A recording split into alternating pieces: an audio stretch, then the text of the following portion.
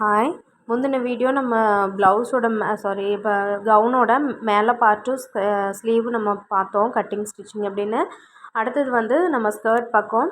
நம்ம ஸ்கர்ட்டோட லென்த்துக்கு ஏற்கனவே நான் வந்து இதுக்கு முந்தின ப்ரீவியஸ் வீடியோஸில் நான் கொடுத்துருக்கேன். ஸ்கர்ட் எப்படி கட் பண்ணுறது, அதாவது சின்ன ஒரு 2 மீட்டர் கிளாத்லேயே வந்து நம்ம நல்லா ஃப்ளார் வர அளவுக்கு எப்படி கட் பண்ணுறது, எப்படி ஸ்டிச் பண்ணுறோங்கிறத. இதுலேயும் நம்ம அதவே பேச வேண்டாம். ஸோ அதனால் நான் வந்து ஸ்ட்ரைட்டாக ஸ்டிச்சிங்க்கு போயிடுறேன்.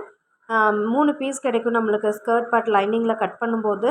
அதை வந்து நான் வந்து தனித்தனியாக ஒன்றுக்கு மேலே ஒன்று வச்சு அடித்து திருப்பிட்டு மேலே ஒரு படிமான தையலும் நான் போட்டுக்கிறேன். போட்டுட்டு நம்ம இதை வந்து நம்ம மெயின் கிளாத்தோட ஸ்டிச் பண்ணுறோம். இதை நம்ம பார்த்தாலே உங்களுக்கு ஈஸியாக புரிகிற அளவுக்கு தான் வீடியோஸ் இருக்குதுன்னு நினைக்கிறேன்.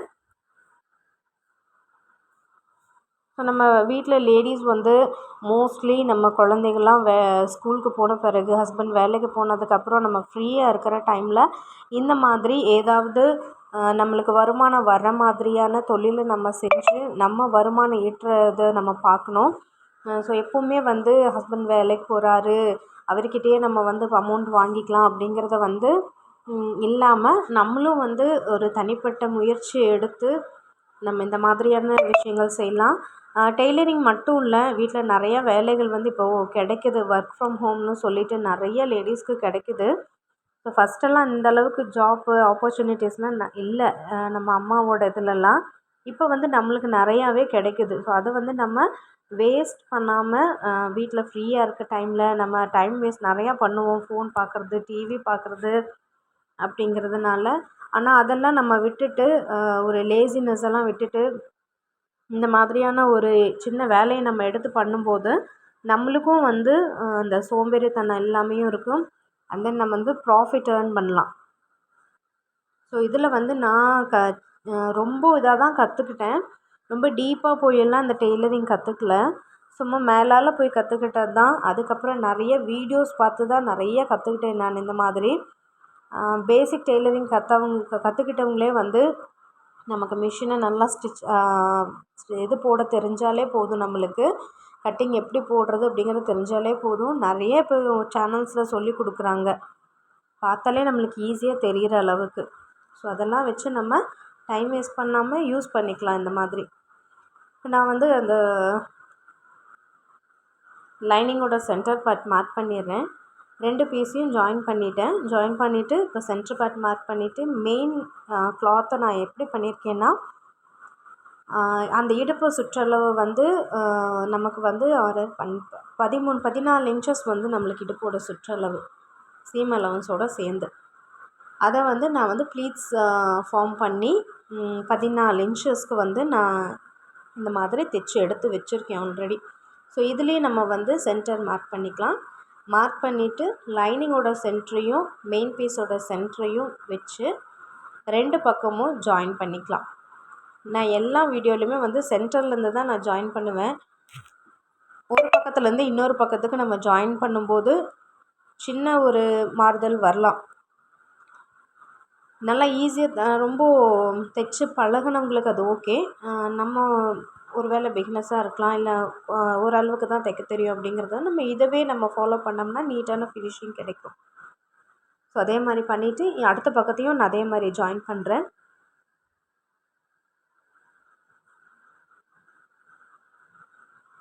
இப்போ ஜாயின் பண்ணி முடிச்சாச்சு. அடுத்தது வந்து நம்ம மேலே டாப் பார்ட்ஸை எடுத்துகிட்டு அந்த இடுப்பு பகுதியில் நம்ம இங்கே எப்படி நாச் கொடுத்தோமோ அதே மாதிரி இது சென்டரை மார்க் பண்ணமோ அதே மாதிரி அதனோட சென்டரும் நான் மார்க் பண்ணிக்கிறேன். சென்டரை மார்க் பண்ணிவிட்டு நல்ல பக்கத்துக்கு மேலே நல்ல பக்கத்தை வச்சு அதே மாதிரி எப்படி சென்டர்லேருந்து ஒரு தையல் போட்டோமோ அதே மாதிரி இதுலேயும் நம்ம சென்டர் பார்ட்லேருந்து ஸ்டிச்சஸ் போடணும். நம்ம இந்த மாதிரி திரும்ப திரும்ப ஸ்டிச்சஸ் போடுறங்காட்டி சில்க் கிளாத்தாக இருக்கிறது வந்து என்னென்னா நல்ல ஸ்டிஃப்னஸ் கிடைக்கும். அதுக்காக தான் வந்து அகெயின் அந்த தையல் வந்து நம்ம போடும்போது நல்லா அந்த இடத்துல ஸ்டிஃப்னஸ் கொடுக்கும். ஸோ இதையே நான் வந்து ஒரு பக்கம் தைச்சிட்டு இன்னொரு பக்கமும் தைச்சிட்டு இதை வந்து ஓப்பன் பண்ணி ஒரு படிமான தையலும் இதுக்கு நான் போடுறேன். நம்ம ஒவ்வொரு ட்ரெஸ்ஸும் வந்து நம்ம அந்த டைமிங் வந்து அதிகமானாலும் பரவாயில்ல அப்படின்னு சொல்லிட்டு நீட் ஃபினிஷிங் கொடுத்தோன்னா நமக்கு திரும்ப திரும்ப கஸ்டமர்ஸ் நம்மக்கிட்டேயே கொடுப்பாங்க. ஸோ இதெல்லாம் ஒரு டை டைம் ஆச்சு, நம்ம சீக்கிரம் முடிச்சு கொடுத்துர்லாம் அப்படின்னு நம்ம 1 2 முடிச்சோம்னா நம்மளுக்கு வந்து திரும்ப நம்மக்கிட்ட கொடுக்கறதுக்கு வந்து அவங்க தயங்குவாங்க. ஸோ ஒன் மோர் ஸ்டிச் போனாலும் பரவாயில்ல, அதில் ஒரு 2 நிமிஷம் போனாலும் பரவாயில்லன்னு சொல்லி நம்ம வெயிட் பண்ணி பண்ணும்போது நம்மளுக்கு ஏர்ன் பண்ணுறதுக்கு நல்ல ஒரு வசதியாக இருக்கும். இப்போ இதே மாதிரி படிமான தையல் போடுறேன். போட்டுட்டு ஸோ இது எப்படி நம்ம இந்த பக்கம் ஸ்டிச் பண்ணுறோம்னோ அதே சேம் மெத்தட் வச்சு இன்னொரு பக்கத்தையும் நம்ம ஸ்டிச் பண்ணி எடுத்துடலாம்.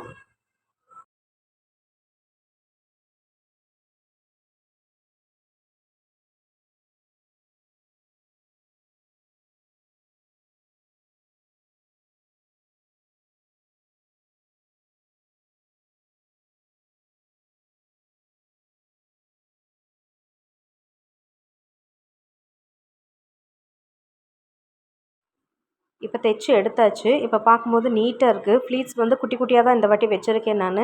ஸோ பார்க்கும்போது நல்ல ஃப்ளாரும் கிடைக்குது, நீட் ஃபினிஷிங் இருக்குது. லைனிங்கை வந்து மடித்து அடிச்சிட்டேன். இதுக்கு வந்து பார்டர் கீழே வந்து இந்த சின்ன கட்ஸ் கொடுத்துருக்காங்க. ஸோ அதனால் எதுவும் மடித்து அடிக்க வேண்டிய அவசியம் இல்லை. இப்போ வந்து நம்ம சைட் ஜாயின் பண்ணிடலாம். சென்டர் பகுதியிலேருந்து நமக்கு எந்த அளவுக்கு நம்மளுடைய அளவுகள் அப்படிங்கிறத வந்து நம்ம ஃபஸ்ட்டே மார்க் பண்ணி வச்சிடலாம். நான் மார்க் பண்ணிட்டேன். மார்க் பண்ணும்போது இந்த இடுப்புக்கிட்ட வர்ற அளவுக்கு ஸ்டாப் பண்ணிவிட்டு அங்கேருந்து ஒரு கீழே ஒரு 3 இன்ச்சு இல்லைனா 2.5 இன்ச்சு அது இடத்துல ஸ்டாப் பண்ணிவிட்டு அங்கேருந்து நம்ம என்ன பண்ணணும்னா அது வரைக்கும் கொண்டு வந்து தையலை நிப்பாட்டிட்டு மெயின் கிளாத் எடுத்து உள்ளே விட்டுட்டு ஃபஸ்ட்டு வந்து இந்த ஸ்டிச்சு லாங் போடுறோம் இல்லையா, போடுறதுல கண்டினியூஸ் என்ன பண்ணணும்னா லைனிங்கை தான் ஃபஸ்ட்டு நம்ம ஸ்டிச் பண்ணணும். மெயின் கிளாத்தை உள்ளே விட்டுறணும். இப்போ நம்ம தைக்கும் போது உங்களுக்கு அது பார்த்தாலே புரியும்.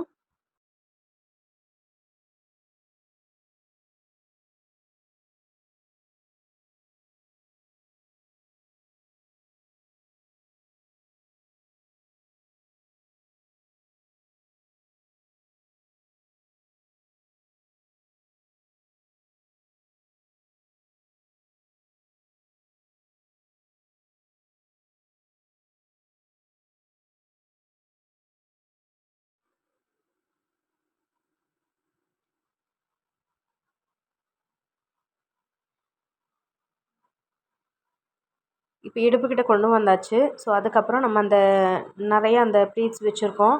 அந்த ப்ளீட்ஸ்லாம் வந்து ரொம்ப கசகசன்னு ஆகிடக்கூடாது. ஸோ கரெக்டாக இருக்கா அப்படிங்கிறத வந்து ஒன் மோர் செக் பண்ணிவிட்டு அதுக்கப்புறம் இன்னும் ஒரு 3 இன்ச் கீழே இறக்குனதுக்கப்புறம் ஸோ கொண்டு வந்து ஸ்டாப் பண்ணிவிட்டு அதிலிருந்து நம்ம லைனிங் தனியாக, நம்ம உள் பக்கத்தை தனியாக நம்ம அடிச்சுக்கலாம்.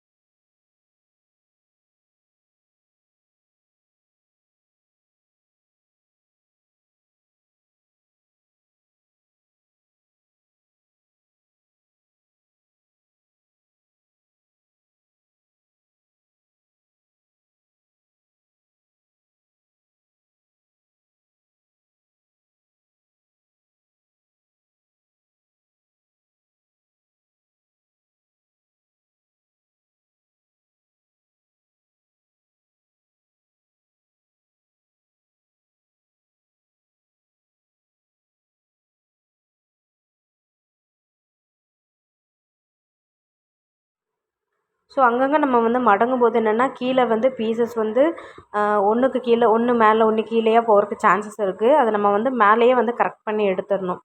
இப்போ எடுத்துகிட்டு அதே மாதிரி தைச்சிட்டு இப்போ லைனிங்கை வந்து உள் பக்கமாக விட்டுட்டு மெயின் கிளாத் எடுக்கலாம். மெயின் கிளாத் நம்ம எந்த இடத்துல நம்ம லைனிங்கோட அந்த ஸ்டிச்சு ஸ்டாப் பண்ணியிருப்போம் இல்லையா, அந்த இடத்துல வந்து இப்போ நான் கட் பண்ணியிருப்பேன், இந்த எக்ஸஸாக இருக்கிறத கடைசியில் நம்ம கட் பண்ணிக்கலாம். ஸோ அந்த தையல் எங்கே முடிச்சிருக்கோ அங்கேருந்து மெயின் கிளாத்தை ரெண்டுத்தையும் சரிசமமாக வச்சு மேலேருந்து கீழே வரைக்கும் தையல் போட்டுடலாம். அதுலேயும் மேலேயும் கீழேயும் எதுவும் போகாதபடி ஒவ்வொரு வாட்டியும் நீங்கள் செக் பண்ணிக்கோங்க.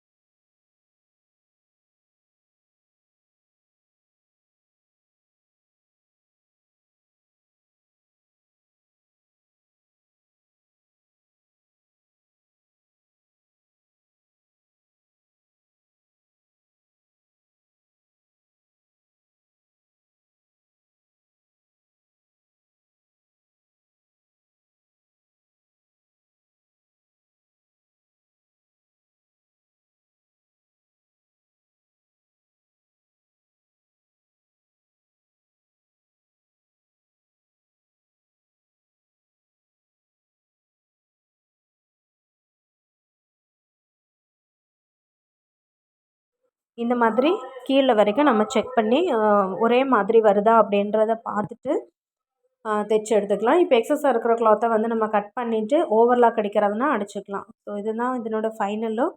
உங்களுக்கு பிடிச்சிருக்கும்னு நினைக்கிறேன். தேங்க்ஸ் ஃபார் வாட்சிங். பாய்.